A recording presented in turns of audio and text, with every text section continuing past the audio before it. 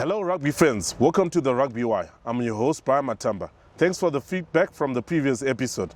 Please like our Facebook page, Rugby Wire ZW, and our Instagram page, Rugby Wire ZW. Please also don't forget to subscribe our YouTube channel and also comment. Today I'm joined by an exciting guest, none other than the Sables Vice Captain, Aiden John Burnett. Aiden John Burnett, welcome to the show. Thanks for having me, Brian. I see you came with a motorbike. Are you also a biker? I am a biker. I ride to work every day. Beats the traffic. All right. And what's the longest you have been on a bike? The longest distance you've traveled? I've gone, Harare, Baitbridge.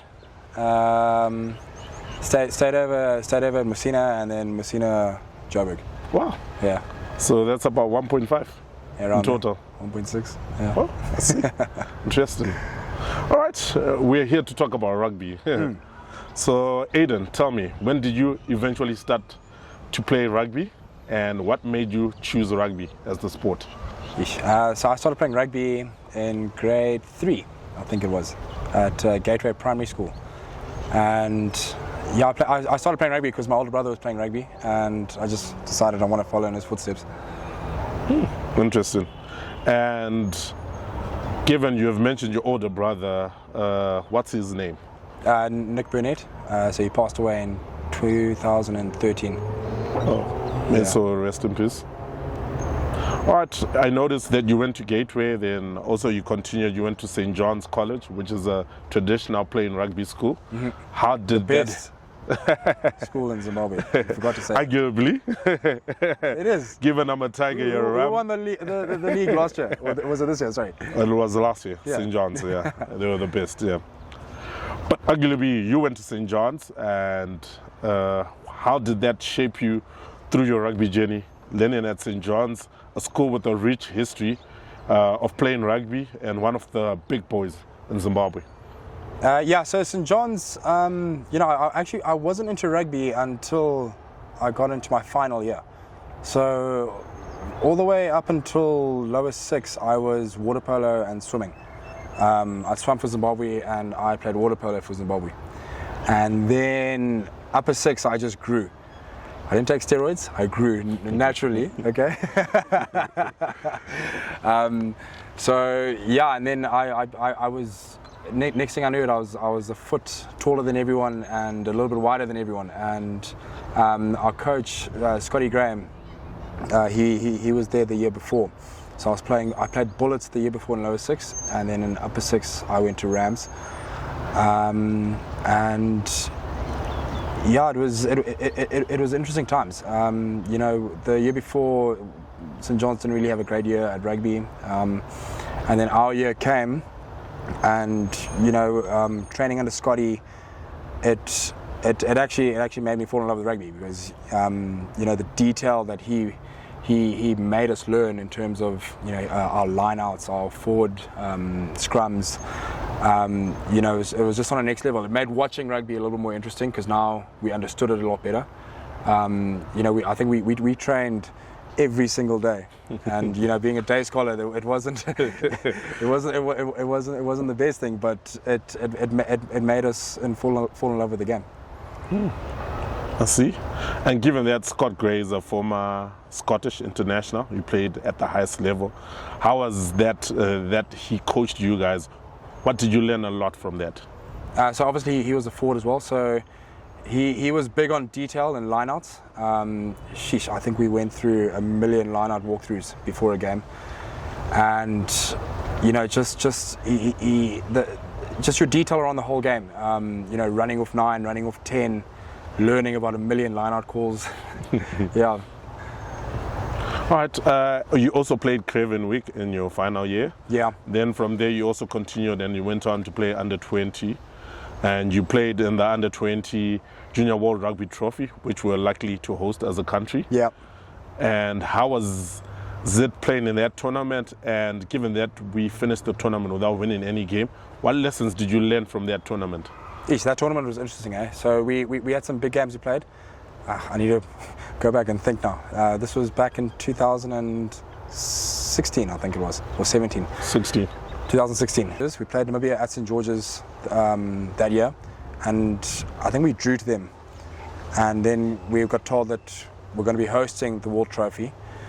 And the gap was, I think it was 4 months. It was literally Barthas Trophy straight into World Trophy.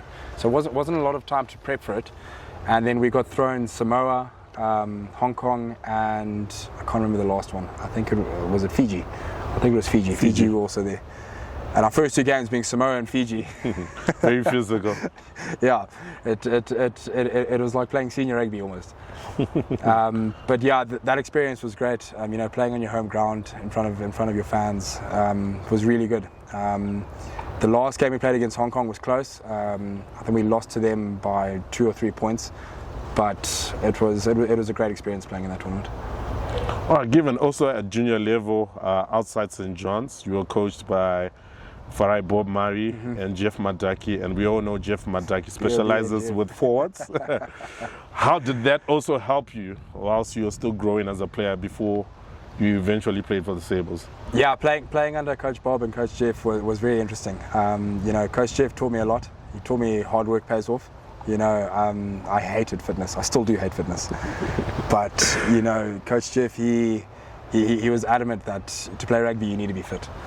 And then BOB, he came in with all the skills and all the knowledge. You know, he was really, he taught me, you know, Banya, these are the lines you should be running. This is what you should be looking for in a rugby field. And yeah, it was great playing under them. I played under them for 2 years. Great memories. We went to Namibia. We just lost to Namibia in Namibia. That was heartbreaking. And then my last year with them, we went to Madagascar, and yeah, that was a really fun tour. And yeah, again, it was great rugby. I can't fault the coaches in anything. I think it was just some outside factors that weren't on our side that made us lose in Madagascar. But yeah, it was an unreal experience. All right. Given you eventually went on to play for the Sables, you made your debut in 2019 under Brendan Dawson. Can you please take us what you went through that day when you eventually wore the Sables jumper? Hey, so to play for the Sables has always been my dream, man. So after the World Trophy, after Madagascar, I went to the UK to play at my university for Hartbury, and then I was called by, I think it was Cassette who called me to say, hey Banya, listen, there's a new coach coming in, and look, if you want to be playing for Sables, this is the time to come back now. So I came back, only to find out the coach was Peter de Villiers. And so now I'm like, okay, this is interesting. I'm still a lighty. I'm like 18, 19 at the time. This is leading up to when Dorsey took over. So there was a Steelers game that happened here. I think we played the Blue Bulls or the Stormers. I can't remember. It was the Blue Bulls. The Blue Bulls, yeah. And I was starting. So Kisset was the manager, so he had called all the boys in, but PDV was a coach, and Coach Dorsey was a forwards coach. And then I was a starting 8, and so yeah, we did the whole 2 weeks training camp, whatever. And then game day comes. I kid you not, I played 5 minutes and I was taken off. So now I'm thinking, hey, what's happening here? And then yeah, PDV says to me, no, don't worry, you'll go back on. I'm thinking, okay, all right, let's see what happens. Sat there the whole game, didn't play another minute, you know. And then it was Coach Dorsey that came in. He actually put his arm around me and said, look, buddy, I'm so sorry that happened to you. But hopefully your next experience with us won't be like that. And then when PDV eventually left, Dorsey took over. Dorsey then called me up to the Sables, and I got my first cap under Dorsey. And that was crazy, man. My first game was against Kenya in Bulawayo, and we had just beaten Kenya by 1 point. And yeah, it was an unreal. I think it was the Victoria Cup. Yeah, it was Victoria Cup. That was it was crazy. It was just going from playing 5 minutes to then winning my first Sables game was it was pretty cool. Interesting. Also, given that you also played in the last qualifiers before this ones which we qualified, what lessons did you learn, you personally, as a player, in the France qualification? In the France or the last one? The France qualification. Yeah, the France qualification, I don't know what went wrong for us then. We had a great team. I just think we couldn't handle Namibia that tour. But yeah, it's why you asked me that question?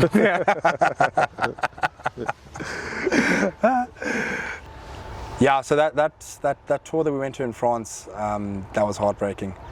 I think we had Namibia in the first half, and in the second half they came back. I didn't actually play that game. I was given a red card the game before. And you know, we had everything going for us. We had just prepared 3 months in Cape Town prior to that, and then to go to France. I think we played Morocco the first game. We dealt with them quite nicely, and the boys were pumped. You know, there was a good vibe in the whole surroundings that we were in. And then yeah, we went and played Namibia. We lost to them, and yeah, the boys were gutted. But yeah, to come back and to win two Africa Cups in a row, it's sort of sealed that wound. It's you know, it's just been unreal the last 2 years. All right, we're still chatting with Aiden Burnett. We're gonna take a brief break. We'll see you after these messages. Aiden, what role has your parents played in your rugby journey? Yeah, both my parents have been very supportive. Yeah, throughout school, throughout university, you know, they've been there a lot for me. You know, I remember when I told my parents that I've been selected for the Sables, you know, my mum was crying. So yeah, just throughout the years, they've always been there.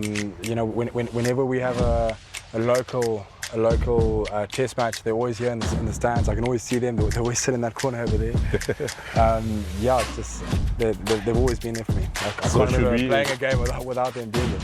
So should we name it the Burnett Corner? Yeah, you could, I guess. Also, given that you got a young family, you got a daughter who's 2, and you've been married like for a short time. How do you balance? I'm married. So how do you balance that load, rugby and family, a young family? It's a lot of sacrifice, you know, because I work from 8 to 5, and then straight after that we've got training 5:30 to, you know, sometimes Coach Pete takes it right to 10 o'clock. So yeah, it's a lot of sacrifice. But yeah, you just got to find the time. Weekends, Sundays, mainly family days. But again, they're here watching as well. So it is hard, but again, I'm doing what I love. Welcome back, rugby fans. This is the Rugby Wire. We're still joined by Aiden Burnett, the Sables vice captain. Aiden, you've been part of the loose trio, and you've been thrown around with different coaches over your career, from schoolboy to national team. Which position do you really prefer, flank or 8th? Yeah, my preferred position is number 8. I have been thrown around in the lock a few times, and it's not the greatest of positions. I don't think I've played a game. No, I did. I played 6 against Morocco in France, 2023 Africa Cup. But I do prefer playing number 8. It is my preferred position. Why do you prefer 8 rather than flank? I just feel a lot more comfortable. You know, I can carry the ball if I want to.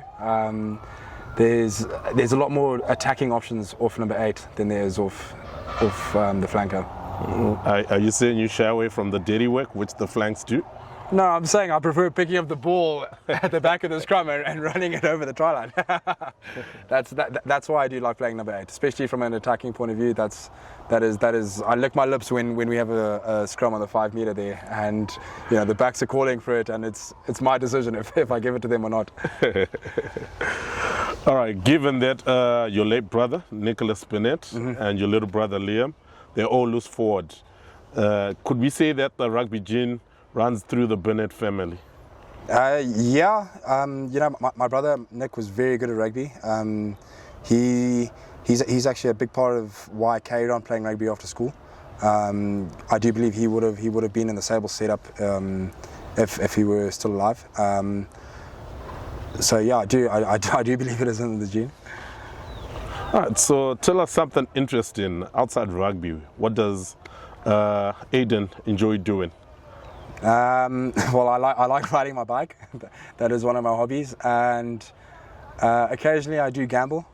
After Coach Pete pays us our match fee, you'll see me at Showgrounds Casino. And do you always win? Now and then. But yeah, that casino, it's good fun. It is. Yeah, the casino always wins. Just put it that way.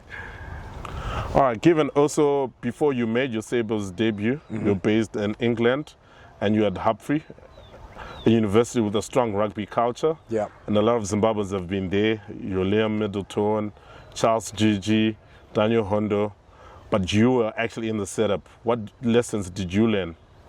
Hobbies was a great time. Being in university, I don't think I've ever met anyone that says I didn't enjoy university. But playing university rugby was a great feeling as well. There's a lot of freedom playing at that level, but also a lot of responsibility. At Harpreet, it was very much a professional setup for us. It was like being at a professional club or an academy side. We would be training, gymming 4 times a week, training every single day. So yeah, that was a great experience. If you're a youngster just finishing high school, I would highly recommend going to university and studying and playing rugby at the same time. All right, how's it been playing under Pete Bernardi? You've been part of all 13 games, which we have gone unbeaten as the Sables. How's been that experience? Yeah, playing under Coach Pete has been good. He's taught me a lot of things. How to pass the ball, especially. I remember when he first came and he says, "Baggy, you better start learning how to pass the ball," and I did.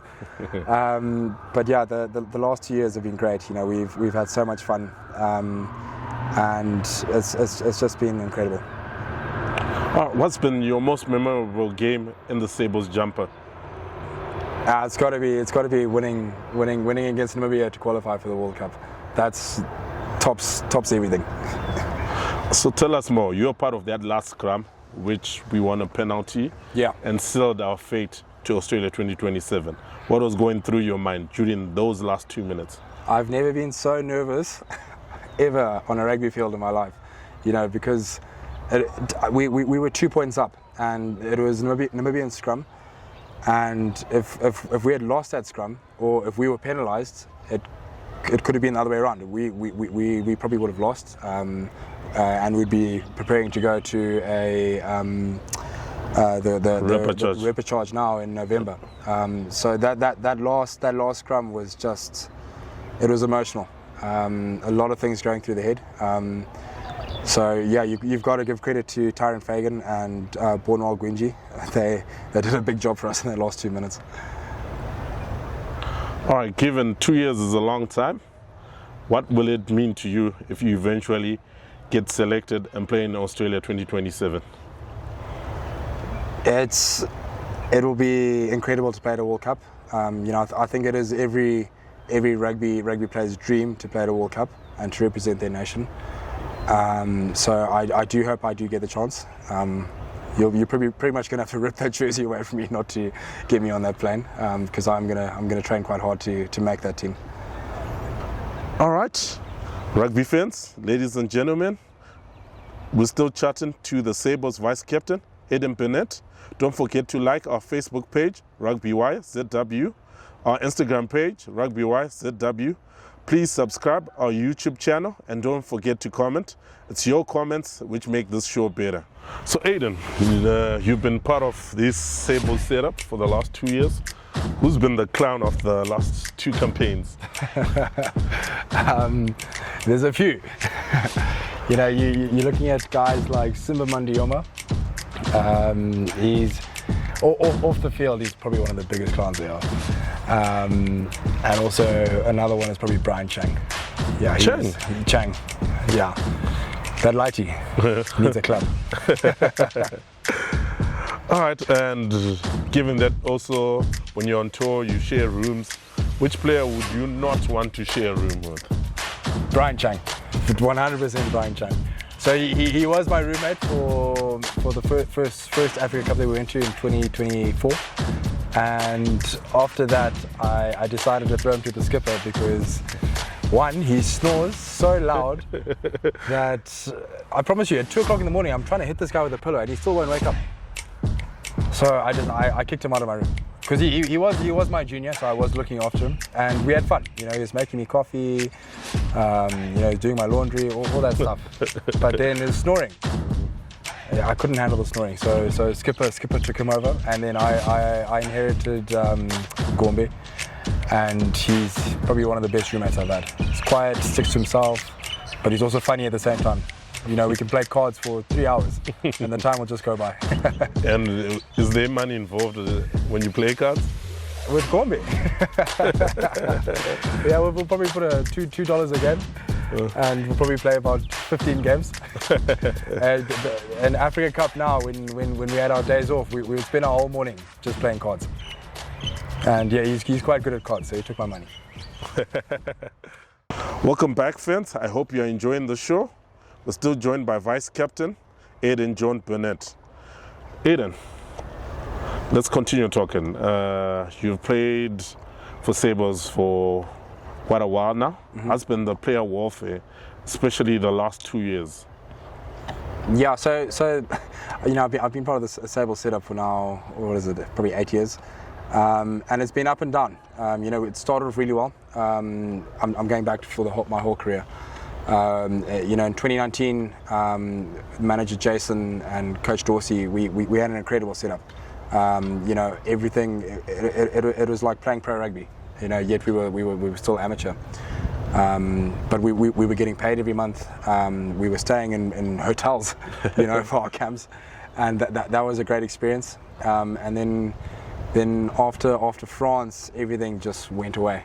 You know, it was like a nightmare almost. You know, going to Kenya and then getting stuck on a bus for 5 hours to drive in the night to Nakuru to go play Kenya the next day. Yeah, so I've been through most of it, and then yeah, to where we are now. You know, which is pretty much back to how I started. You know, very much like professional setup. You know, you've got to give credit to the Sables Trust and Coach Pete.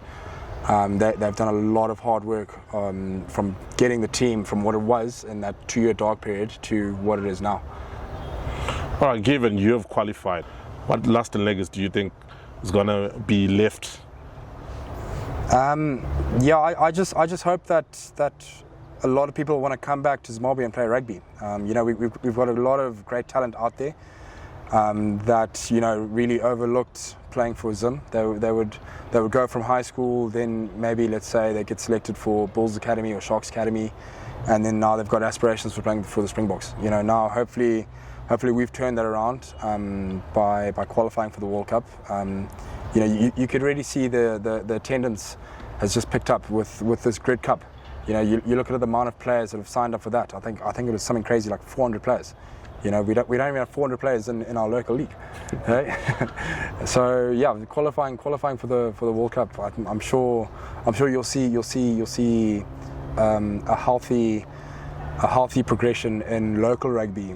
You know, a lot more players coming through that local system, which I think would actually benefit the Sables a lot more. You know, having guys on the ground playing rugby in Zim. Yeah, I think that goes a long way in actually making the Sables, you know, successful. You look at us. We played for last year when we first won the Africa Cup. You know, we only warmed up against Zambia, then I think it was Botswana, and then we went and won the Africa Cup. And pretty similar warm up to this year. So it shows local rugby is strong. And you know, people shouldn't overlook it. All right, so there's so many heroes in this campaign which made us qualify for the Rugby World Cup. What did it mean to have such a quality pivot, a first 5'8", who's played at the highest level, Super Rugby. He's done it, he's won it. The General, Ian Pryor. Oh, Mr. Pryor. Yeah, I have it. Playing with Ian, and just getting to know him has been incredible. He's such a humble guy. He's not so funny though. He thinks he's funny, but he's not actually that funny. But yeah, just the knowledge he brings, it's incredible. A lot of things that we wouldn't think of, he would be telling you, do that. And you can say the same with Brandon Mchikinezi as well. They think alike. They're very much detail orientated, but also they're free to let you play. Ian will always say to me, "Bunny, if you want the ball, just call for it," and he'll give it to you.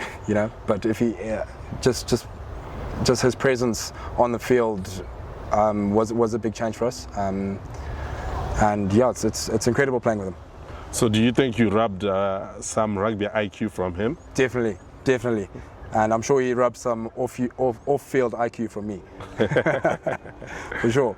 But I've taught him how to walk around a Rari without being worried, because that's the first thing he said to me. He says, "How do you walk around here with your phone now?" I said, "It's a Rari, it's fine, don't worry." All right, so what can you tell that boy who wants to pick up rugby, that boy or girl who wants to pick up rugby as their choice of sport, whether they're in Mwenezi, Beitbridge, Jishawane, in Dande there, and they want to play rugby? What can you tell them? Rugby is a great sport. If you're looking to play rugby as a young boy, especially, it's like a pathway to manhood almost. For myself, going through primary school, you always got taught to never back down playing rugby. So I would say, starting rugby at a young age is great for any boy or girl who wants to pick up a ball. All right, where do you see yourself when you eventually decide to hang your boots? Will you go into coaching, administration, or something else? I'll be sitting here, probably with Mr. Pryor next to me, and we'll be loyal fans supporting the Sables. You don't want to be involved in the back room? No, I've seen the stress that all the coaches have gone through. I don't think I want that. Yeah, it's too much stress to be part of that. All right, Aiden, thank you for sparing some of your time and joining us on the Rugby Wire. It's been a pleasure having you. Cheers, man. Thank you. Hopefully we'll have you in future, just before Australia. Yeah, after we've won our first game of the Rugby World Cup. All right, sure. All right. One more time. All right, ladies and gentlemen, we're joined by Sables Vice Captain, Aiden Burnett. We're talking about his rugby journey. I hope you enjoyed the show. And I've been your host, Brian Matamba. This has been the Rugby Wire.